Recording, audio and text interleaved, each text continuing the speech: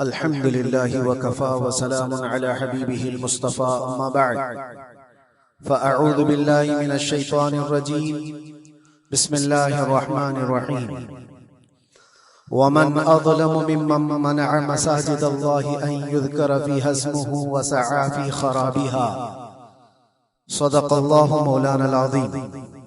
बारगाह रिसालत में आप सल्लल्लाहु अलैहि वसल्लम में दुरूद पाक का हदिया पेश करें।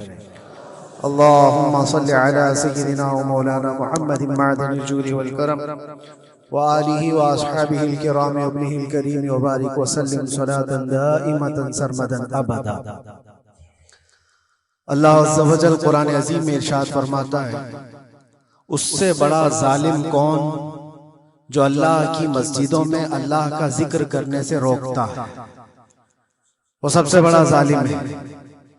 वमन अज़लमु मिम्मन मनअ मसाजिदल्लाह, अल्लाह की मस्जिदें, अल्लाह का घर उसके जिक्र पाक के लिए होती है, उसकी इबादत के लिए होती है। और जो अल्लाह तबारक व तआला के जिक्र से और उसकी इबादत से रोके, अल्लाह कुरान में फरमाता है वो सबसे बड़ा जालिम है।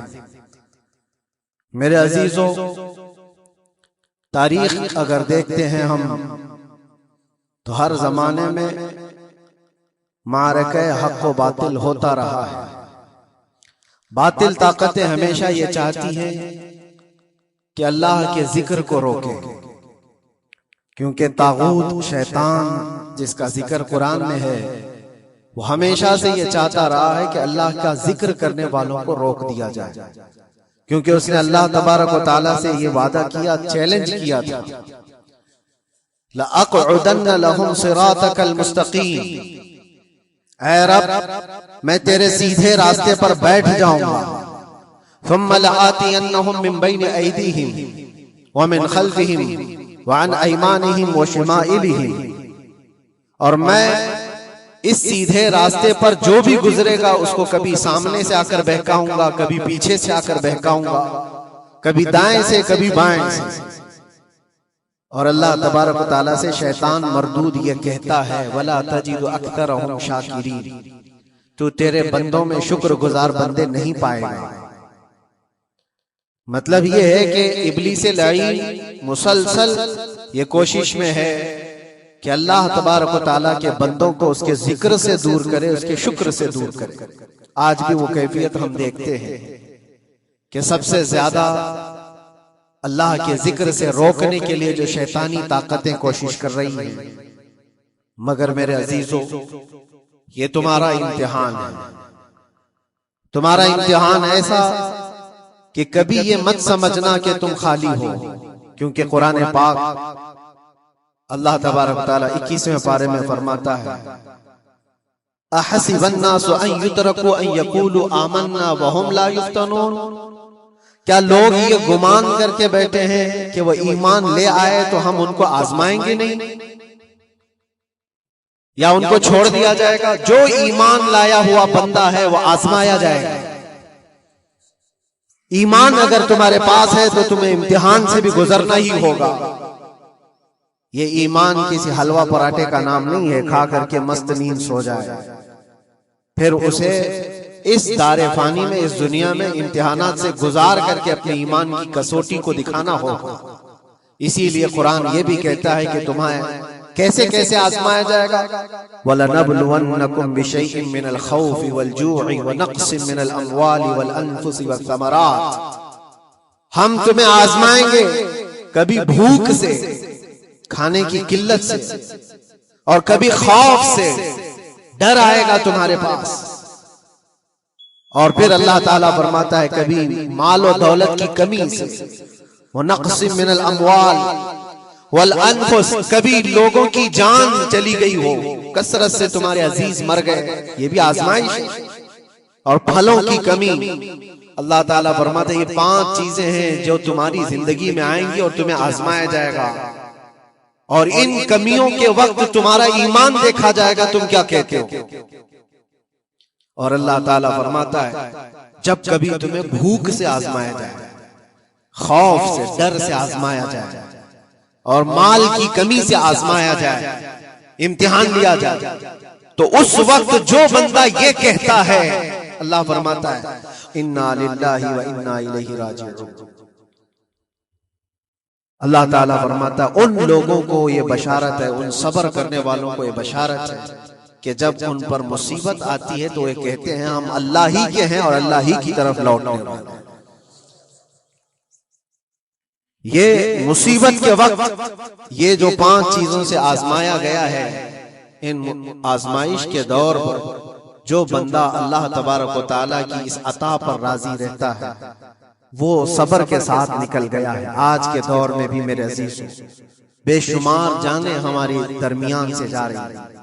आपको अंदाजा है मौत इतनी आम हो गई है, इतनी आम हो गई है कि अब लोगों को मौत पर कोई अफसोस भी नहीं होता। हर दिन खबरें मौत की सुर्खियां छापती, 100-200 की मौत कोई माने नहीं रखती। आज फिलिस्तीन के निहत्ते बच्चों में तकरीबन 45,000 लोग साल भर में मर गए। 45,000 कोई तादाद होती है कि नहीं होती?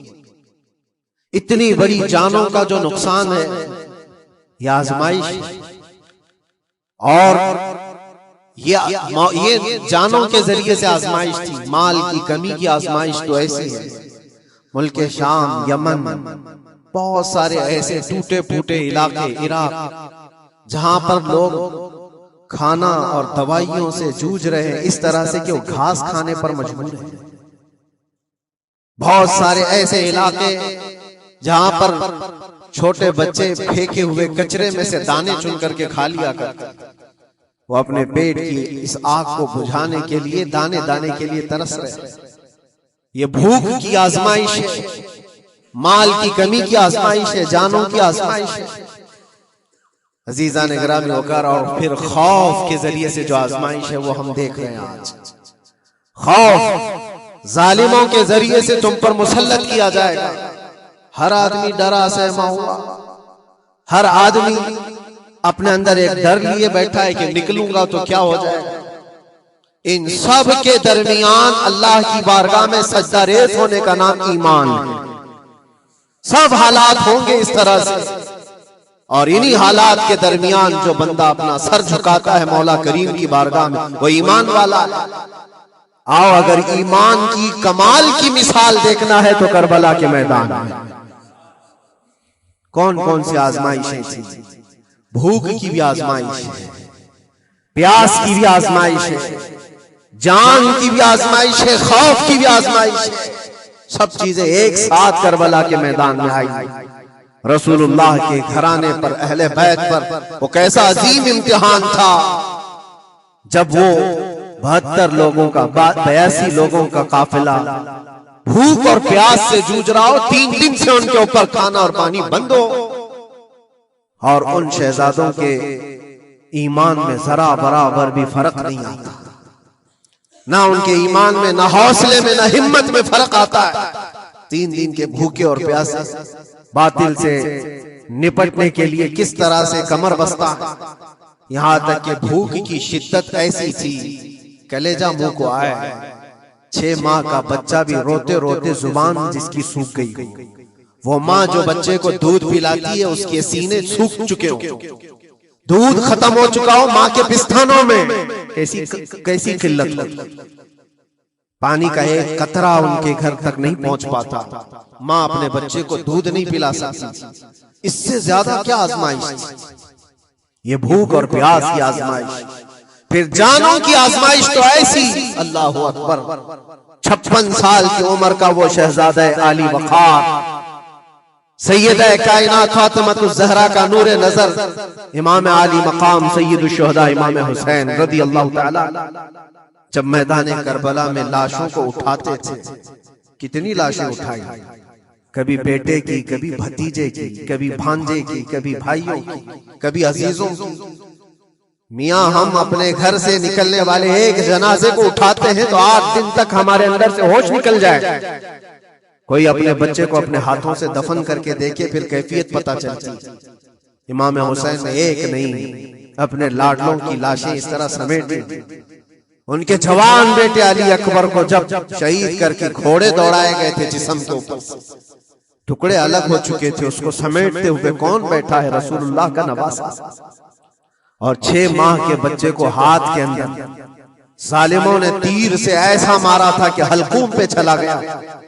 और 6 माह के अली असगर का खून जब इमाम हुसैन के चेहरे पर उछल जाता, किसी बाप के हाथ में बेटा वफात कर जाए और फिर वो लेकर के खीमे में आए और इधर से बिलकती हुई माओं को और बहनों को भी देखे, उनमें भी सब्र की तलकीन दे। कभी कभार मैं सोचता हूँ, अल्लाह ये कैसे इम्तिहानात से गुजरा था फातिमा का लाला, कैसे इम्तिहानात से। भूख और प्यास की शिद्दत अलग, ये जानों की शिद्दत, जानों के जाने का गम अलग, अजीजों की लाशों को उठाने का बोझ अलग। फिर उस पर 22,000 का लश्कर जर्रार सामने, उसका खौफ लोगों के ऊपर डाला जा रहा है। अजीजा ने गिरामी वक़ार, ये सब चीजें क्या इमाम हुसैन के कदमों को डगमगा गई? क्या उनके खानदान वालों को बिकने पर मजबूर कर दी? क्या उन्होंने समझौते करके अपना सब कुछ बेच डाला? एक खीमे का बच्चा भी, खीमे का एक बच्चा भी इमाम हुसैन का निकल करके आया हो तो मुझे तारीख बता दो। बल्कि तारीख तो आज ये कहती है, सरदाद न दाद दस्त दर दस्त यजीद, हक्का के बिनाए ला इलाहा अस्त हुसैन। सर दे दिया मगर हाथ यजीद के हाथ में नहीं दिया। हक तो ये है कि ला इलाहा की जड़ का नाम हुसैन है। आज वो इम्तिहान कयामत तक की तुम्हारे साथ होता रहेगा, कयामत तक तुम्हारे साथ ये आजमाइश होती रहेगी। कभी भूख से, कभी डर से, कभी जानों के नुकसान से, लेकिन फिर तुम्हें देखा जाएगा तुम बिकते कितने हो, निकलते कितने हो, हवाओं के पुजारी कितने हैं, ख्वाहिशात नफ्स को मानने वाले कितने हैं, अपने कंफर्ट जोन में जीने के लिए ईमान का सौदा करने वाले लोग कितने हैं। ये आजमाइश होती रहेगी मेरे अजीजों। ईमान इसका नाम नहीं है कि तुम घर में आराम से बैठे रहोगे और कोई इम्तिहान नहीं होगा। इम्तिहान तो होगा, आजमाइश तो होगी। आज जो भी हालात है, इस पर मैं यही कहूंगा, एक बात हो सकता है करोड़ों मुसलमानों के दिलों में आज ये नर्वसपन आए, इतने बुरे हालात होते हैं, अल्लाह हमारे साथ है या नहीं, अल्लाह हमारे साथ है, ईमान हमारा सही है या नहीं, इस्लाम सही है या नहीं, ये शक भी शैतान तुम्हारे दिल में डालता है। कभी तुम्हारे ऊपर मुसीबतों के पहाड़ टूट जाए तो शक डालता है शैतान, ताकि तुम्हारा ईमान डगमगा जाए।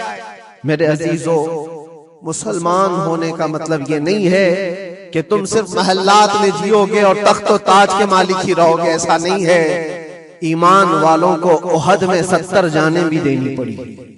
बद्र में उनके साथ जो मामला हुए हैं, फतह अगरचे बद्र में हुई, लेकिन जंगे उहद का अगर मंजर देखोगे, अल्लाह अकबर, वो रसूल पाक सल्लल्लाहु ताला अलैहि वसल्लम के शहदाई सहाबा जब उहद के मैदान में खड़े थे, 70 सहाबा की ऐसे जाने गई है। अगर मैं तफसील बताऊं तो बहुत लंबा वक्त होगा। एक सहाबी है हजरत अनस बिन नुज़ैर, पूरे जिस्म में एक उंगली के अलावा कुछ नहीं मिला, कुछ नहीं मिला। शहादत की एक उंगली से उनको पहचाना गया। हजरत साद बिन रबी, ये ऐसे सहाबी हैं जिनका पेट पूरा फाड़ दिया गया था और 12 नेज़े मारे गए थे। वो सैयदुल शुहदा अमीर हमजा भी तो उसी उहद के मैदान में शहीद हुए, जिनको भाले से मारा गया और चीर करके उनका कलेजा चबाया गया।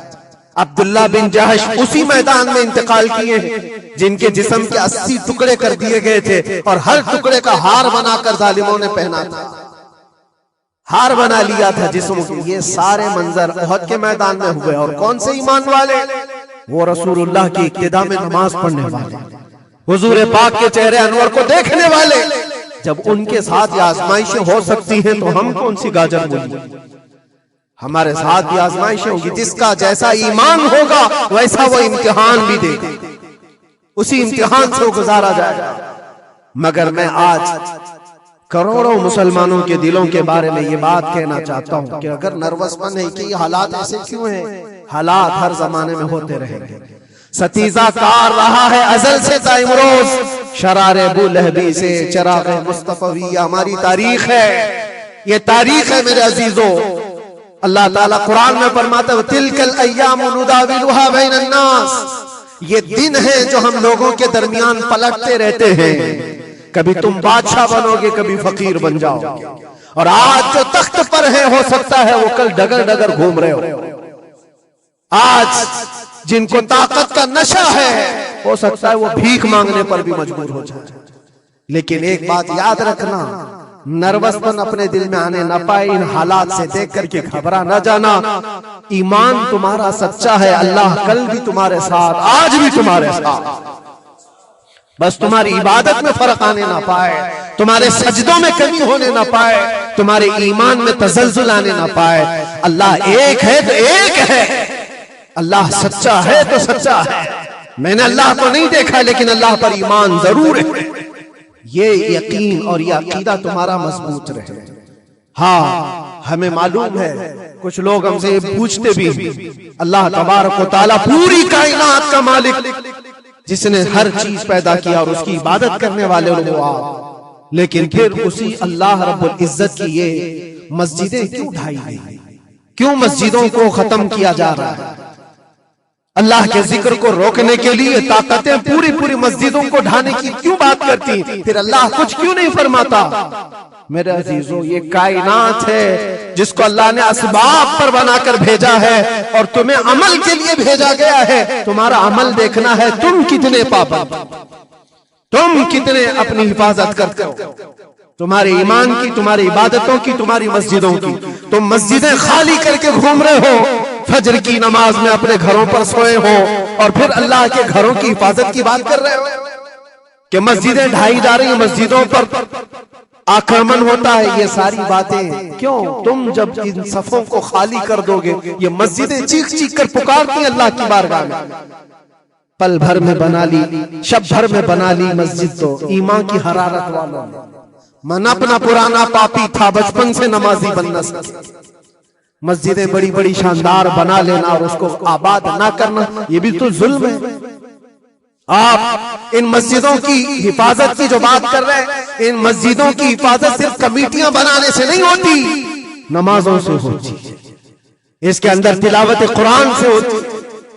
अजीजा ने गिरामी, और फिर ये बात उन जालिमों के लिए कि अगर वो हाथ लगाकर मस्जिदों को उखाड़ना, फेंकना, इसको अपनी ताकत का जरिया समझते हैं, तो समझ लो थोड़े दिन की बात। अगर इसी का नाम ताकत है कि इबादत गाहों को मिसमार करके ताकत के तख्त को बिठाया जाए, तो याद रखना, बढ़ते बढ़ते बढ़ते तुम्हारा नशा कहीं तुम्हें फिरौन न बना दे। और अगर फिरौन बन गए तो इंतजार करो, अल्लाह ताला बड़े बड़े फिरौनों को सिर्फ पानी से हिला करता है। बहुत बड़े बड़े नमरूदों को अल्लाह ताला मच्छर से हिला करता है। वो अबरहा भी तो आया था जो काबा ढाने के लिए आया था, हाथियों का लश्कर लेकर आया था, जिसका जिक्र कुरान पाक में अलम तरा कैफ फअल रब्बुका बिअस्हाबिल फील। ऐ महबूब, क्या आपने नहीं देखा हाथी वालों के साथ अल्लाह ने क्या मामला किया? पूरा हाथियों की फौज लेकर आया था काबे को ढाने के लिए। हुआ क्या? काबा को ढाने के लिए इतनी खतरनाक फौज थी और मक्का वालों में लड़ने की उतनी ताकत नहीं थी। अल्लाह करीम ने अबाबील चिड़ियों की एक फौज को भेजा। हाथी कहां और चिड़िया कहां? कोई मुकाबला होता है? कोई मुकाबला है? तस्वुर में नहीं आता। लेकिन रब तबारक व तआला का एक दस्तूर है, बड़ी बड़ी ताकतों को छोटी ताकतों से हिला करता है। छोटी छोटी सी चिड़ियां एक हाथ में तुम्हारे आ जाए, एक चोंच में और दो पांव में कंकरियां लेकर आती थी, ऊपर से सिर्फ वो कंकरियां गिराती, हाथियों के पेट फट जाते और आग लग जाती।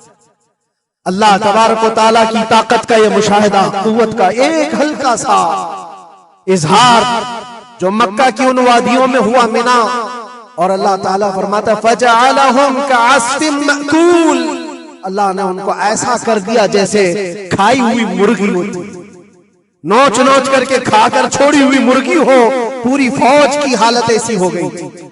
काबा मुकर्रमा को ढाने के लिए आए, तब अल्लाह तबारक व तआला जालिमों को किस तरह से नीस्तो नाबूद फरमाया। हमें यकीन है मेरे अजीजों, अल्लाह तबारक व तआला वो अबाबील भेजने वाला मौला आज भी जिंदा और हमेशा जिंदा है। वो हई और कय्यूम है, हमेशा से जिंदा है और हमेशा जिंदा रहेगा। लेकिन तुम्हारा इम्तिहान होता रहेगा, तुम्हारा इम्तिहान होता रहेगा। अल्लाह के नबी सल्लल्लाहु तआला अलैहि वसल्लम के लिए मदद आई है तो इसका मतलब ये नहीं है कि वो सिर्फ बैठ करके मदीने में दुआएं करते थे, नहीं, अमल के मैदान में उतरे भी हैं। सहाबा ने भूख और प्यास बर्दाश्त की है, कितने कितने दिनों तक वो एक खजूर पर पूरा दिन गुजारते थे, पैबंद लगे कपड़े। हज़रत अबू हुरैरा फरमाते हैं हम तो एक जंग से ऐसे वापस आए थे कि हमारे पांव के पूरे नाखून उखड़ गए थे, पांव के नाखून उखड़ गए। खंदक के मैदान में खुद नबी पाक सल्लल्लाहु अलैहि वसल्लम अपने हाथों से खंदक खोदते रहे और पेट पर पत्थर बांधना, ये सब मशक्कतें, स्ट्रगल किया है। फिर अल्लाह से ये दुआ किया, मौला तो अपनी मदद भेज, तो अपने रहम करम की बारिशें बरसा। और हम यहाँ मस्त खा पी करके फिर दुआ करते हैं मदद आ जाए। तुमने मेहनत कौन सी की, कौन सी मशक्कत की? मेरे अजीजों, अगर मेहनत और मशक्कत मैदान में उतर कर करने का मौका नहीं है तो इबादतें तो करो अपनी पूरी, अपनी नमाजें तो कंप्लीट कर और अल्लाह को राजी करो। अपने गुनाहों से अगर वो गजबनाक है तो तौबा करो। और जाते जाते ये बात भी मैं अर्ज करूंगा कि आज जिन लोगों को ऐसा लगता है कि ये खेल तमाशा है, एक बात याद रखना, किसी मस्जिद के खत्म हो जाने से या मोमिन के किसी के हार जाने से ईमान कभी हारता नहीं है, ईमान हमेशा जीतता है। थोड़ी देर की तकलीफ तो मोमिन को हो सकती है, लेकिन उसके साथ ईमान है तो हमेशा सर बुलंद। इससे बड़ी कोई कामयाबी क्या है? हमने देखा है करबला की तारीख में जीता कौन है? दुनिया की नजर में, उस वक्त की मीडिया की नजर में, उस वक्त के जो कुत्ते होंगे उनकी नजर में यजीद जीता होगा। लेकिन क़यामत तक हर मोमिन कहता है बादशाह अस्त हुसैन, बादशाह अस्त हुसैन। ईमान की जीत हमेशा है, अगरचे वो टुकड़ों में बदल जाए, अगरचे वो 1000 टुकड़ों में हो जाए। आज भी फरेरा लहरा रहा है तो हुसैन आजम का लहरा रहा है। इसीलिए याद रखो, सिर्फ तख्त पे चढ़कर बैठने का नाम जीत नहीं है। अभी अभी इलेक्शन भी गुजरा, कुछ लोग नर्वस होंगे कि हम हार गए। अगर वो ईमान वाले हैं, सच्चे ईमान वाले हैं, तो उन्हें याद रखना चाहिए जीत और हार सिर्फ तख्त हासिल करने का नाम नहीं है, दिलों पर हुकूमत करने का नाम जीत है। और आज 800 साल गुजर गए, हिंदल वली सुल्तानुल औलिया गरीब नवाज की हुकूमत हम सब पर कायम है। किस बात की हुकूमत है ये दिलों की हुकूमत है। और वहां जो हाथ लगाने की कोशिश कर रहा है वो अपने हाथों को बचा ले, आग तुम्हारा इंतजार कर रही है, आग तुम्हारा इंतजार कर रही है। इसलिए कि अल्लाह फरमाता मन आदाली वलियन फकद आज़नतुहु बिल हर्ब, जिसने मेरे वली से दुश्मनी की मैं उसको अपने साथ जंग का ऐलान करता हूं। और अब ताला से जंग करने के लिए तैयार हो?